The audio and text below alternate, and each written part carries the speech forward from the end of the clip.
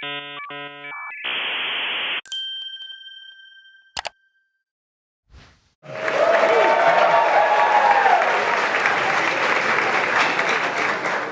everybody.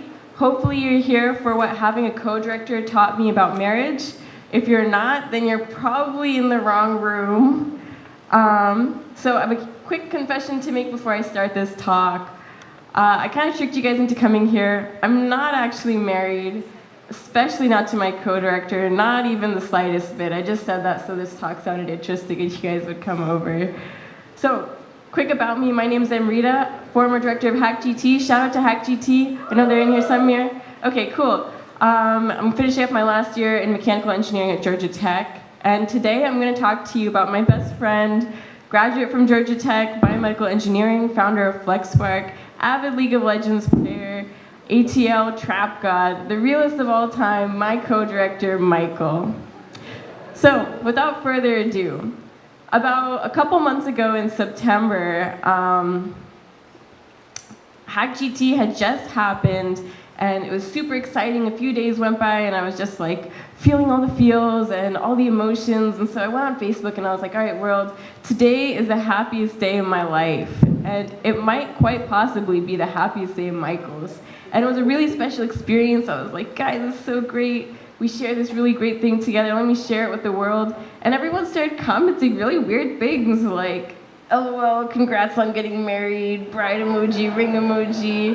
And I was just like, that's a little weird. I wasn't expecting that response necessarily. But I was like, this is Atlanta, we out here. If this is gonna be a marriage, then I'm gonna say it's the best one ever. So I'm gonna give you guys some advice on how you can also have the best marriage ever with your co-director. So, this is how it all started. It was April 1st of 2016.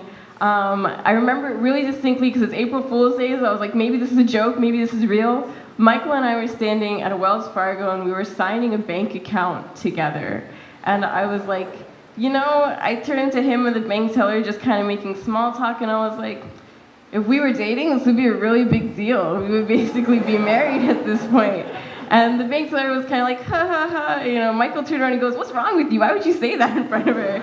And I was like, I don't know, I was just trying to say things that would be funny. I was just saying words, so it was just something I said. And we kind of parted our ways, and I had my card and he had his, and I was like, I'll see you next week at the meeting, so you get this done, I get this done, and blah, blah, blah, we continued. And I started buying stuff for HackGT, you know, the whole program's rolling, and he screenshots this email he gets and messages to me and goes, I just got an email notification that you bought something. That's kind of weird. And I was like, maybe that happens when you're married. And he was like, I don't think in any safe marriage that kind of stuff happens. I was like, that's still a little weird. So I was like, okay, Michael, if you think this is serious, I think it's serious too. Let's take a step back here and create a set of vows. Let's make vows to each other. So, okay, that's not actually what I said, but what I did say to him was, let's create a set of common financial values. Let's create a budget doc so that way we can say, these are our rules for how we spend money. So marriage tip number 1, have a common set of financial values. So for us, what that meant was like cap on things that were like thank you cards, appreciation, flowers, etc. Let's put a cap on how much we want to set for food, and let's make a list of priorities that like, do we care about getting as many hackers to the venue as possible, so as much money on travel, or do we care about number 1 thing being food, food, food, and then snacks? So whatever it was, we had to make that list, and we sat there for a bit, and I was like, these are our vows, Michael, this is what we're going to do. And we ended up making a list for that, and it worked out really well, and we continued. You know, April goes by, May goes by, we're starting to cater food, we're taking care of all of that, we're ordering swag, it's going super great, and May comes around, the school year is over, and Michael goes back to South Florida, which he calls home. So he's out in South Florida, he opens up his mailbox when he's home, he's hanging out with his family, and he finds a diploma in there, which was really weird because he wasn't set to graduate. So he calls me up and he was like, I'm not really sure how to say this to you, but something kind of happened.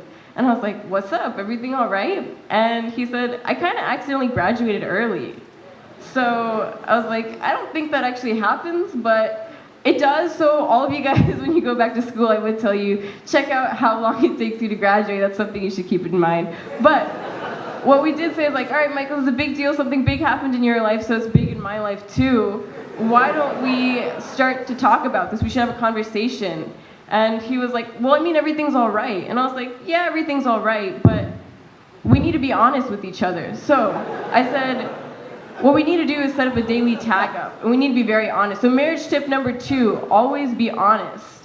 We set up a daily tag up. I'd be brushing my teeth in the morning, and he'd be on the phone, and he'd be like, hey, I just went full-time with my startup since I'm graduated. This is what's going on with my day. It's super hectic. And I would be able to say, you know, if you have a really busy day and I have maybe an extra hour in mind, maybe I can cover for you. So we tried to do this whole balancing act that if it was a busy day for me, he'd be like, I got your back.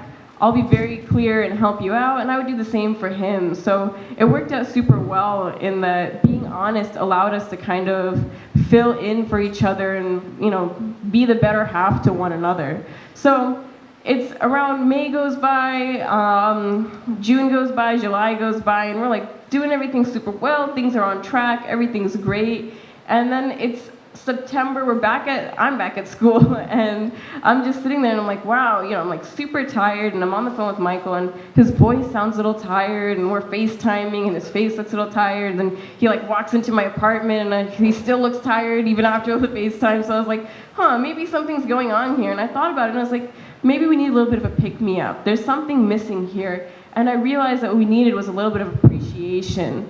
We were doing so much work, and Michael was going above and beyond to do things for us, for our team, for HackGT. He was picking up like boxes from like different mailboxes and heavy swag, you know, just moving them all over the place. And even though it was a part of maybe what you would call his job description, it was still really important to say those pleases and thank yous every time and say, please, Michael, can you do this? Or thank you for doing that. And so what I started to do is every time you did something that was even really tiny, like holding the door open or coming on the phone call 5 minutes extra, even though it was like, oh, it was 5 minutes overtime, what's the big deal? Still say, thanks, Michael, I appreciate that you were 5 minutes extra of your time came to HackGT.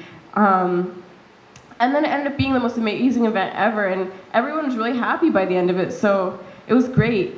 Now, if you guys want to have a successful marriage like me and Michael, look at this wonderful, happy gif of us. This is during HackGT. I can give you 3 pieces of advice. Advice number 1, make vows to one another. Have a budget talk. Make promises that you actually keep and keep track of. Marriage tip number 2, always, always, always be honest. Never sugarcoat your life. Keep things clear with your co-director. Share what's going on. When you share with them, they'll be vested in you. And tip number 3, always appreciate. Say your please and thank yous. Sometimes they sound silly, but always say please and thank you whenever someone does something. Thank you for you guys for listening to my talk.